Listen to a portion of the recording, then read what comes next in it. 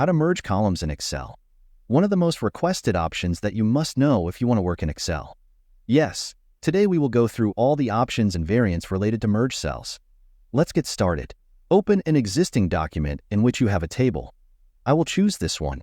Let's say we want to merge the row where the first row is people. We will mark the whole row. After that, we need to be on the Home tab, and we need to find the Merge and Center option. If we just click on this option, it will merge these columns and center the text as you can see. However, if we click on the arrow in front of these options, we can see that we have a few more options. Let's see what every option means.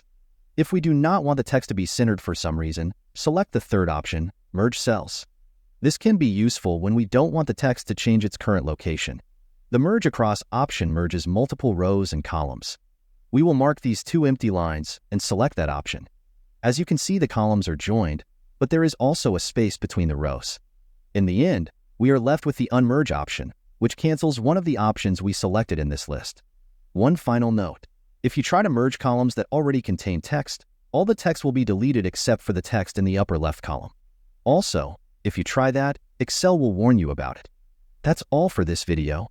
If you found this tutorial helpful, don't forget to give it a thumbs up, subscribe for more office tips, and hit that notification bell so you never miss an update from us.